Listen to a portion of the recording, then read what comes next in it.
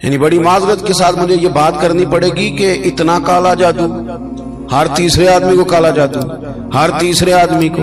اور خیر سے وہ جو بتانے والے وہ بھی بڑا انوکھا انداز انہوں نے اختیار کیا ہوا ہے. وہ کہتے تجھے جادو کر دیے کسی نے.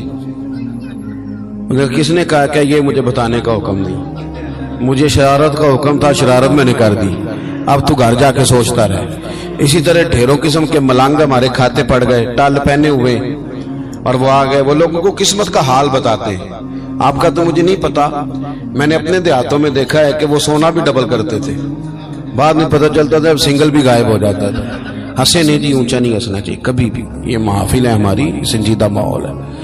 میری بات پہ آپ توجہ کریں گے عزیز کہ آپ اوہام پرستی کا شکار نہ ہوں، ورنہ آپ اور نبی پاک صلی اللہ علیہ وسلم نا جگہ جگہ حضور ہمیں ذوق دیتے، سمجھاتے کہ تم نے اپنی توجہ اللہ رسول کی جانب رکھنی ہے، تم نے الجھنا نہیں، ورنہ آپ کیسے میدان میں نکلیں گے. فوجی کہہ دے ہمیں کالا جادو ہو گیا، ہم سے جایا نہیں جاتا، تو جنگ ہوگی. کوئی کہہ دے ہم پر تو وہ فلانے نے سیو کرا دیا ہے تو ہم دفتر نہیں جا سکتے، تو کاروبار زندگی چلے گا.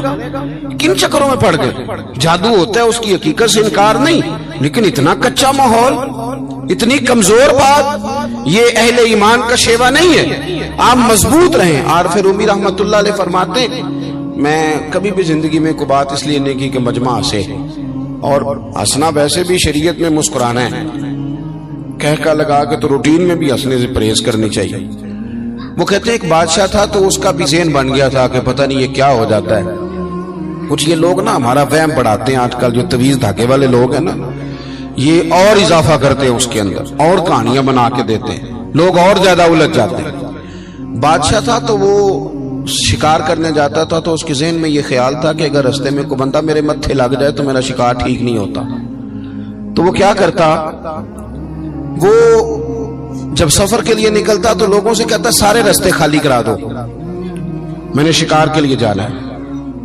لوگ رستے خالی کرا دیتے. ایک دن ایک آدمی بیچارہ نے ایک آنکھ سے اسے نظر نہیں آتا، وہ کوئی جنگل سے لکڑیاں کاٹ کے آ رہا تھا تو اچانک وہ چڑھ گیا. اذانیں زیادہ ہوتی ہوں تو ایک کا جواب دینا ضروری ہوتا ہے، وہ ہم دے چکے ہیں، اس لیے آپ توجہ کریں میری بات. تو وہ بیچارہ چڑھ گیا لکڑ ہارا سڑک پہ. اس کے سپاہیوں نے بندے تو بڑے ہٹائے تھے پر یہ غلطی سے آ گیا، انہوں نے پکڑ لیا، بادشاہ کے سامنے پیش کیا. بادشاہ کہنے لگا تمہیں نہیں پتا کہ میرے رستے میں کوئی آئے تو میرا شکار نہیں ٹھیک ہوتا، اس کو باندھ دو. دھوپ بڑی سخت تھی، درخت کے ساتھ باندھ دیا. کہا جا رہا ہوں، واپس آتا ہوں، اگر شکار ٹھیک ہو گیا تو چھوڑ دوں گا، ورنہ اسے قتل کر دوں گا. 2 بندے اس کے سرانے کھڑے کر دیے تلوار لے کر کے. اب وہ بیچارہ صبح سے بندہ ہے.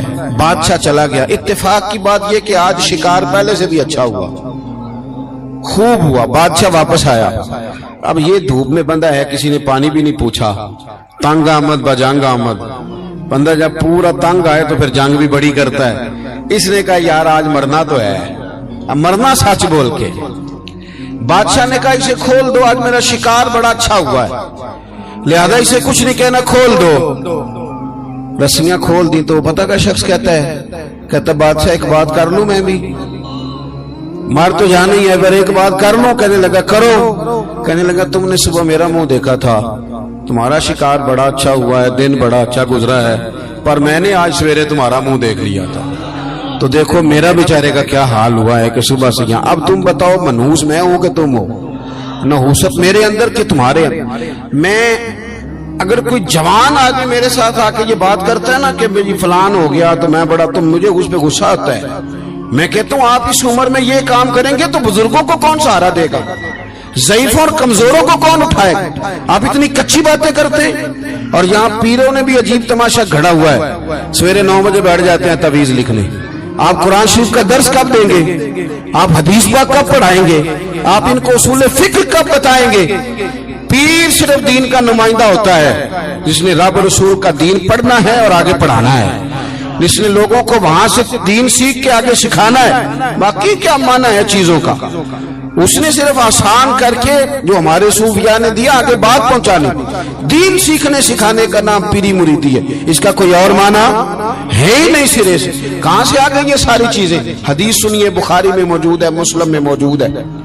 حضرت ابو ہریرہ رضی اللہ تعالیٰ عنہ فرماتے ہیں نبی پاک علیہ السلام کے साहिबजादे का विसाल हुजूर की गोद में हो गया, गोद में विसाल कर गए साहिबजादे। हुजूर को बड़ी तकलीफ हुई, आंखों से आंसू आए, सरकार रोए। सहाबा ने अर्ज की, हुजूर आप भी आंसू बहाते हैं? फरमाते हैं मेरा बेटा गया है। ये आंसू मोहब्बत की अलामत है, वरना मेरे दिल और जुबान पे वही है जिससे मेरा रब राजी होता है। इत्तेफाक की बात देखिए, इत्तेफाक की, कि उसी दिन जिस दिन सरकार के साहिबजादे का विसाल हुआ, उसी दिन सूरज को ग्रहण भी हो गया। अब जोड़ने वाले बातें जोड़ देते हैं ना। कुछ लोगों ने बात जोड़ दी, कहने लगे देखा हुजूर के साहिबजादे का विसाल हुआ तो सूरज को भी ग्रहण हो गया, सूरज को भी ग्रहण हो गया। और मेरे दोस्तों सुनो, ये अकीदों की मजबूती कितना जरूरी काम है। अपने आप को फिक्री तौर पर मजबूत रखना कितना जरूरी है। अहमद मुख्तार नबी पाक सल्लल्लाहु ताला अलैहि वसल्लम ने उसी दिन लोगों को मस्जिद में जमा फरमाया, उसी वक्त। सहाबा कहते हम बड़े परेशान थे कि हुजूर तो गमज़दा है, ना कोई जिहाद की बात होगी ना और कोई होगी, तो इस वक्त क्यों तलब किया? सबको मस्जिद में बुलाया और बुला के मेरे नबी पाक अलैहिस्सलाम ने खुतबा दिया। अल्लाह करे आपको समझ आए। यानी उस दिन जिस दिन साहिबजादे का विसाल हुआ, गम की घड़ियां, हुजूर ने सबको मस्जिद में बुला के, मैं बुखारी मुस्लिम पढ़ रहा हूं, हुजूर ने फरमाया लोगो, सूरज और ग्रहण का लगना अल्लाह की निशानियों में से निशानी है। सूरज चांद को ग्रहण लगना अल्लाह की निशानियों में से निशानी है। जब ये लगे इस्तिगफार पढ़ा करो, नमाज पढ़ा करो, अल्लाह के हुजूर हाजिर हुआ करो। फरमाया किसी शख्स के दुनिया से जाने का इसके साथ कोई ताल्लुक नहीं। अपने अकीदे को मजबूत रखो, अपने मामलात पर गौर रखो, कभी भी कोई कच्ची बात न करे, कोई कमजोर बात न करे किसी मौके पर। हम तो सूफिया किराम के जानने वाले हैं, और वो लोग तो इतने मजबूत थे, नजरियात के इतने पक्के थे, तो हर शख्स को कहते थे कि देखना तेरे दिल में गैर का ख्याल ना आए, रब रसूल का ख्याल रहे। ये अल्लाह वालों का जो ख्याल होता है, ये चूंकि अल्लाह वाले तो इसको हम गैर का ख्याल कहते ही नहीं। एक बात आखिर में और आपकी खिदमत में अर्ज करनी है, उस पर भी आप जरूर तवज्जो देंगे। थोड़ा सा ना हुजूर की सीरत में एक तीसरी बात जो बड़ी जरूरी आपसे अर्ज करनी, उस पर आप गौर करेंगे। दूसरों के जज्बात का, एहसासात का ख्याल रखना मेरे महबूब पाक अलैहिस्सलाम की सीरत का खूबसूरत जोज़ है, खूबसूरत। यानी दूसरों के जज्बात का ख्याल रखना। आप देखें, आपको ना इस मजमून की दर्जनों हदीसें मिलेंगी बुखारी मुस्लिम में, कुतुब अहादीस में दर्जनों। हुजूर फरमाते मेरा दिल चाहता है कि लंबी नमाज पढ़ाऊं। नमाज किसकी? अल्लाह की। दिल चाहता है कि नमाज लंबी पढ़ाऊं, लेकिन हुजूर फरमाते हैं फिर मुझे पीछे बच्चों का ख्याल आता है, बीमारों का ख्याल आता है। हुजूर नमाज रब की, ख्याल बंदों का। नमाज में हुजूर फरमाते हैं कि मैं ना इसलिए लंबी नहीं करता कि लोगों को तकलीफ न हो। हुजूर फरमाते मेरा दिल चाहता था कि तहज्जुद की नमाज तुम पर जरूरी करार दे दूं, पर तुम्हें तकलीफ होगी, लिहाजा मैं ये काम नहीं करता। मैं अपनी चाहत नहीं देख रहा, तुम्हारी नींद देख रहा हूं। हुजूर फरमाते दिल करता था मिसवाक को वुजू के साथ जरूरी करार दे दूं, पर तुम्हें तकलीफ होगी, लिहाजा मैं ये काम। आप मेरी बात समझ रहे हैं भाई? इतना एहसास। मुस्लिम शरीफ में हदीस है, सरवरे कायनात सल्लल्लाहु ताला अलैहि वसल्लम की खिदमत में अर्ज किया गया, हुजूर ये इमाम है, ये लंबी नमाज पढ़ाते हैं। अब जाहिर है वो कुरान शरीफ ही पढ़ते होंगे, अच्छे जज्बात के साथ करते होंगे, लेकिन हुजूर ने बड़े उनको तंबीह फरमाई और फरमाया मैं लोगों को दीन के करीब करता हूं तो दूर करता है।